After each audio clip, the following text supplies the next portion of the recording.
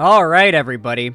So, the Young Turks, for a very long time, was one of, if not the biggest organization online advocating for progressive values. You know how the right has the Daily Wire, Blaze TV, the fucking Louder with Crowder show is like a whole organization. Alex Jones is his own organization. There's Dave Rubin's, like, his own organization as well. All these people have their own organizations, their own compounds. Tim Pool, his own compound and organization. All these people have their own, like, spheres, Fresh and Fit, like all the podcast bro types from TikTok. All these people are massive and have the Daily Stormer. They have basically these huge companies that they run and a lot of money because there's a lot of money in conservatism. They don't have the truth on their side. There's no money in spreading the truth. There's never been money in spreading the truth. Tell me one point in history in which spreading the truth has made people more money than spreading bullshit. Bullshit artists have always made more money than people spreading the truth. The truth doesn't sell, bullshit does. So, right-wing figures just have a lot more money and resources at their disposal. So something like TYT was very valuable to the left. Something with high production value that looked like it had money behind it, consistent output of content, and decent coverage that was advocating for left-wing values. Outside of that, you've got the Majority Report, and that's pretty much it. Name another, like, on par with the Majority Report and TYT. David Pakman, really? We're going to say David Pakman as example with his takes on like Bolivia and Israel and Palestine, secular talk. Kyle Kalinske is pretty fucking cringe. We're talking about internet stuff, Halsor. Kyle Kalinske is pro-Russia. It's really only the Majority Report, let's be honest. Let's be honest. It's really only the Majority Report now, okay? All these examples you could possibly give up or bring up, they all have one major thing in common. They all do the populist Nazbul grift. And unfortunately, it looks like that's where TYT is headed now too. Sadly, it seems like that's where things are headed with TYT. Notably, in large part because of Anna Kasparian, who is one of the head co-hosts of TYT and has recently gone on quite the rampage of cringe. It basically all started when, out of nowhere, seemingly, she had this big Twitter thread about how she doesn't want to be called a birthing person. Yeah, I guess H3 kind of counts, sort of. Which is really weird because birthing person's just legal terminology used in the text of laws to ensure that certain laws that pertain to birth control and abortion can apply to trans men who still have uteruses as well as cis women.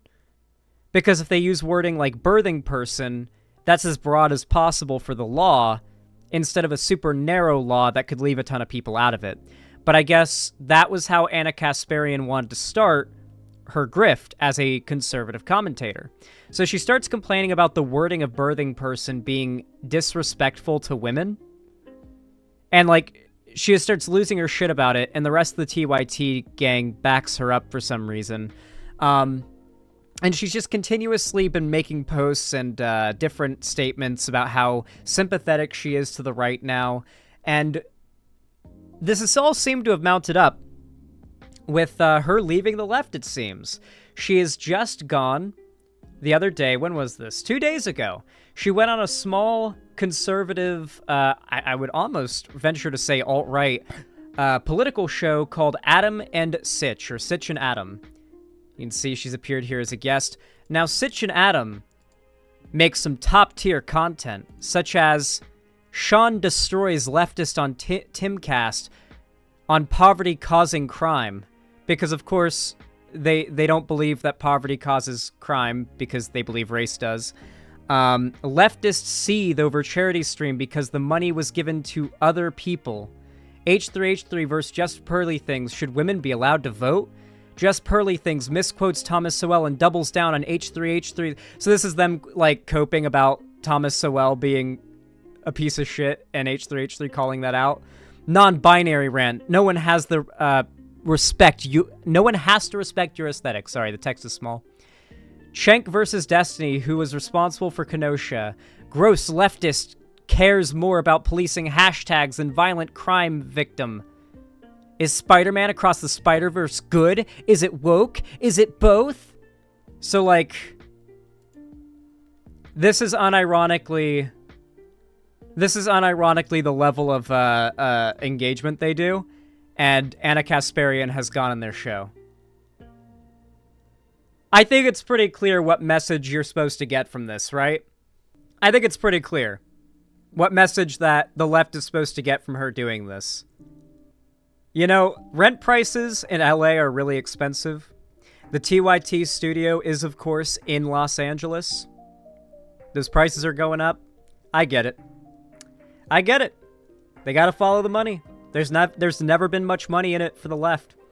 You know, unironically, being a lefty political commentator, just the idea of grifting as like an ex-left-wing conservative is like the dark side. A constant pull on you that requires diligence and like a soul and a moral conscience to fight against. But I don't think you guys understand how quickly, like, how much money and like relevance it would bring to my channel, Vosh's channel, Demon Mama's channel, Keffels' channel, any of these people if they came out as like ex-left-wing conservatives now. They would blow up. There would be a media circus for them. That's how it works. Seems like Anna's already starting that. Okay.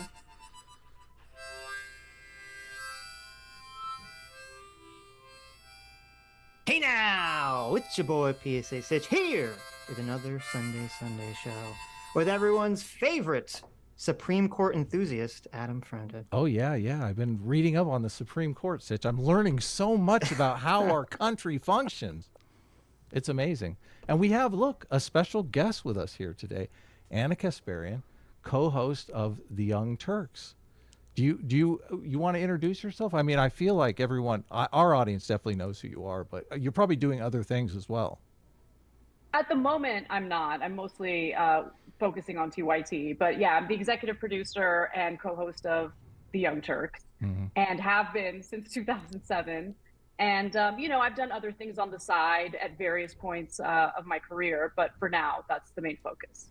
Okay, so we're very excited to have this conversation. We started talking a little bit before the show, and you seem open to talking about a lot of things. You seem to be going through kind of a political transformation, evolution. I don't really know the right word to call it, but I'll let you talk about that. But first, I just realized these guys are, like, offensively boring, so I'm going to go ahead and speed this up by 1.5. First of all, people want to know, because you did mention in our little chat in DMs, that I was wrong about the Daily Wire thing. Now, I make predictions on the show all the time, and I have never been wrong before. So people, I've been making jokes about you might end up at the Daily Wire. That's not true?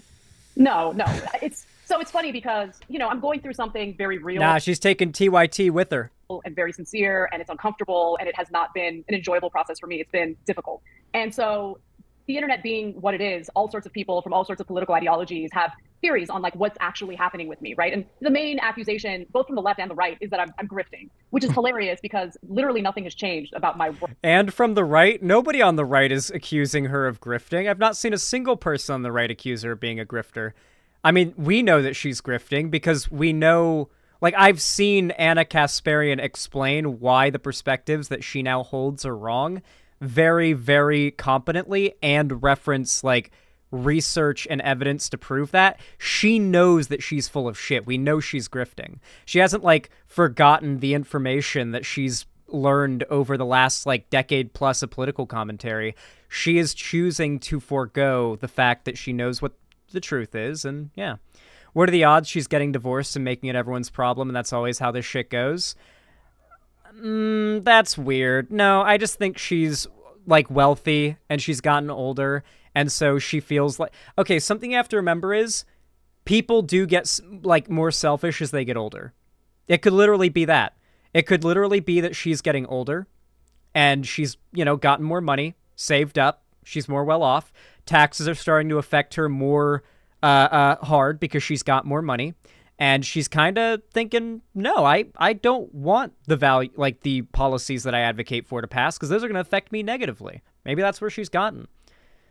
Like, she's gotten to the point where it is most beneficial to her to be a conservative on multiple fronts, like both to advocate for conservatism, because there's more money in that, and to fight against leftist policies or progressive policies from passing, because those would negatively affect her as someone who, as it would seem, is probably more wealthy. Work life. I'm in the same place. I have the same audience. The audience doesn't like some of what I have to say or some of the new conclusions I've come to. And so I wanted to kind of set the record straight about what I have personally experienced. I don't know what my political labels are at this point, right? Because I feel like I don't really fit anywhere. And that's just full honesty. It's, again, very uncomfortable for me. And I want to say that out of any point in my adult life, this is probably the point where I'm the most malleable and open to new information because of what I've experienced. Wait, Anna has mentioned that her taxes have been going up recently? That's hilarious. Yeah, that's because she's making more money over the last few years. And I can get into details about that in just a moment. But that was the reason why I told Adam that, no, this isn't like a Daily Wire thing. I have no interest in working at the Daily Wire. I have no interest in leaving TYT. If anything, I just feel a responsibility to kind of correct what I got wrong in the past to the best of my ability and just do better moving forward. And correct what she got wrong in the past? Wait, she wants to destroy her old legacy from advocating for progressivism too. That's crazy, dude. She's ashamed of of her past progressive beliefs and what she used to advocate for. That's crazy, dude. There were so many people in the chat before stream went live thinking I was trolling or clickbaiting by saying that she was leaving the left, but like, she's fully sold out. I'm glad I was never much of a fan of TYT, because I feel like I'd feel very betrayed right now if I was somebody who's like watched TYT for a decade, and now I'm just seeing as like they all forego what they damn well know is the truth in exchange for money. Just following the cash. Reason why I've been a TYT. And you know what's so sad and embarrassing about it too? Is that this is on its way out. I don't think that these boomers have seen the pattern that like I've seen and that I think a lot of Zoomers have seen with like the political like cycle online. We're seeing like the end. Like it's on its way out, the like current age of conservative domination of culture. And I don't think the next one's going to be anywhere near as big as this one. And it's such a bad time to jump on the grift train. Like, it's such a bad time. Andrew Tate is about to be convicted. And he's going to be, like, held in confinement and not be able to put out content. So Andrew Tate and that whole sphere is going to fall off very soon. Like, Sneeko is getting, like, made fun of by everybody. A lot of the audience is growing up and getting older. You know what's a really a big sign? I've been getting a lot of comments on videos from 2 years ago and a year ago from people replying to year-old comments they left that were hate comments. One of the most common hate comments I get from conservatives is, what the fuck? Why did this come up in my recommended? Why did YouTube try to get me to watch this? Disliked. And then, like, some, like, hateful, like, racist or transphobic thing, right? But I've been getting comments lately that are replies to those comments from the same people saying they apologize, and they've, like, had a lot of political evolution since then, and they've decided to come back and leave a like and subscribe. I've been getting, like, 2 of those comments a week lately, sometimes more, which is unusual. I don't usually get those comments. It's sometimes, like, once a month, but now it's been, like, once or twice a week, sometimes more. I think that's a pretty big sign that a lot of the people who fell for this shit are kind of growing up. And that means the market for this conservative propaganda isn't going to be as robust as it used to be, as it is now, or was for the last year or so. And it's not a good time for TYT to shift to the right, I don't think. They weren't even necessarily doing that well on the left. I don't think this right-wing switch is going to be as successful as they think it's going to be.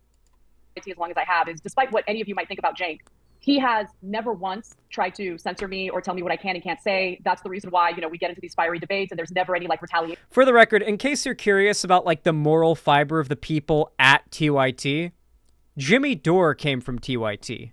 Dave Rubin came from TYT. It is not, I don't even consider Hassan to be all that good, okay? TYT does not have a reputation for producing very good people, okay? Michael Tracy's from TYT. Great point, yeah. I think TYT is just a group of assholes, asshole grifters and spineless cowards who are just doing it for money. And I think they recognize that there was a very non-existent market online for progressive content back then, but now they realize the money is truly in conservatism, and that's what they're going after. Emma's the only good one that came out of it. Yeah, I don't even think she works with TYT anymore, does she? For it. And as long as I'm free to speak my mind and genuinely speak my mind the way I have been, I plan on staying there. And there's absolutely no monetary or financial incentive for me to do anything I'm doing right now. Yeah, I do agree. I think Hassan is a grifter. Well, Sitch and I box a lot on this show. And I think people, I think they like that. I think they admire that we are able to fight with one another over a policy position and still walk away friends. So I spent the last week, I was watching a bunch of your most recent videos. So that's the core of it with conservatism, right? That's the big pull they try to do, is that we're so much friendlier than the left. The core of it is that when you're a conservative, you don't actually have to care about anything. The issues that you talk about are all just made up, talking points given to you by a script or whatever is popping off the most in the algorithm, whatever will make the most money and push the conservative line. There's no actual stakes in any of it. So nobody has emotional attachment to any of it. So there's no, big disagreements and arguments that are going to lead to friendships breaking up or moral push to stop being friends with somebody. While on the other hand, on the left, the people who believe in the things they believe in on the left, for the most part, aren't doing it for money. And because of that, yeah, it tends to be a lot less... People tend to care about what they advocate for more, which makes it more emotional. And it being so much more emotional is what ends friendships and burns bridges and whatnot. Oh shit, I haven't looked in a while. Yeah, we are at 1,000 viewers. Thank you, guys. Hell yeah, thank you, everybody. I appreciate you all coming out. I hope you enjoy your stay here. Thank you, guys. Welcome. And I mean, you're snapping back at Jank quite often. I mean, it's actually quite refreshing. There's a couple things, and we have questions on these, but I'll let Sitch. I don't know. Do you have anything that you want to ask before we get started? So yeah, it turns out that Anna is a massive fan of our program. She's in every episode, just huge fan, right? Well, okay, so I happened to come across a video you guys did about me. It was the stream on I hate to name names, but you guys were covering the leftist mafia and their insane gaslighting video about me. And you guys were the only ones, as far as I could fuck them, to be fair. See, that actually did a good job in highlighting how badly they were gaslighting me. Right. And so I thank you for doing that because, You'll notice, by the way, that at this point, some of the most loud and outspoken lefty figures at this point are, the worst representations of the left. Like Noah Sampson and the leftist mafia and the serfs and stuff like that. Not really doing the best job of representing the left at times. They can be. I think Lance does a better job than most of the people on that list, actually. For all personal and moral disagreement I have with Lance aside, Lance outside of debates does a decent job, especially on Twitter. When everyone around you, everyone who alleges to be your friends, tells you something isn't true, but they keep repeating it to you over and over again, you start asking yourself, am I the I honestly don't know, Marsquake. Crazy one?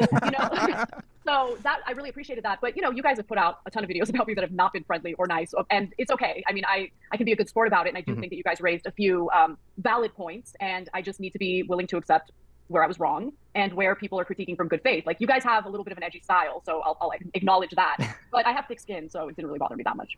That's commendable. We're on this kind of internet environment where everyone's very attacky to each other, totally, especially when they're not engaging with them in person. So yeah, you have to have kind of a thick skin. And I know, but I mean, you're talking about earlier, and one of the things that we always commended you on was, when you publicly came out and you said that you were wrong about the Rittenhouse video, which I mean, most people when they make a mistake, they just try to hide it or they try to shift blame. You know, Jimmy Dore very, you know, famously shifted blame to his producer. And I thought it was really commendable that you came out and you're like, no, I got this wrong. And you were trying to show, not just do this like for your sake, but to say, Did Jimmy Dore try to go against the... Why would Jimmy Dore... Did Jimmy Dore go anti-Rittenhouse? That genuinely surprises me. Jimmy Dore went anti-Rittenhouse? Yeah, he did? So Jimmy Dore's just like... He just like always chooses the wrong position? Because no matter how much you hate Kyle Rittenhouse, legally, indisputably, he was in the right. Like in regards to the law, with like self-defense, having the gun was and bringing it across state lines is illegal. But like, that's unexpected. That is unexpected. Fuck Kyle Rittenhouse and all, but legally, Kyle Rittenhouse was unfortunately in the right. Morally wrong still. I mean, yeah, he brought the gun there, brought it across state lines. He was there with it to shoot somebody, no doubt. We know that, yes, obviously, but legally, in the videos that we see, he's being chased, he's being attacked, he has a gun. If you attack somebody who clearly has a gun, that is a lethal threat. Let's be real. So yeah. Jimmy Dore used to grift the left? Yeah, but not back when the Rittenhouse thing happened. like, listen, audience, you know, you need to understand that this is the story, and you know, I don't want you guys to have the wrong information. Yeah, there was. Look, the one, I guess, through line you'll notice in the various things that we're going to talk about in this conversation is that it just became abundantly clear to me that where I was getting my information, and I'm not just talking about like, you know, independent lefty outlets. I'm talking about like legacy media outlets, right? Mm-hmm. A lot of them, it's not. Okay, this is getting boring now. I'm sorry, this is really, really boring. But I do have one more related thing to show you guys. I saw this on Reddit. This should not surprise you in the slightest bit, but you'll never believe who has come out in support of Anna Kasparian leaving the left. Shoo. Contrary to popular belief, you don't actually have to be socially micromanaged by asocial losers. You can just say no. They'll be mad, and you might feel alone for a little while. Oh, I'm sorry, Shoo. I'm sorry I made you feel alone. But you'll be free. Anna K going full oppressed white woman. She said and did nothing wrong. Most people will come to realize you are insane, and you will be left with the vocal minority of asocial freaks online until you inevitably eat each other alive, inshallah. She means trans people. Everybody now like knows that she's transphobic, so pretty much nobody in the trans community supports Shoo anymore after the whole like gay groomer Balenciaga shit she started. And so when she says Twitter freak, she means trans people, just like the Rev Says Desu guy does. When conservative figures that are like having a dog whistle now mean trans people, they say Twitter freaks. It's pretty common. But yeah, I thought you guys would appreciate that a little bit. I thought you guys would like that. A little bit of camaraderie there.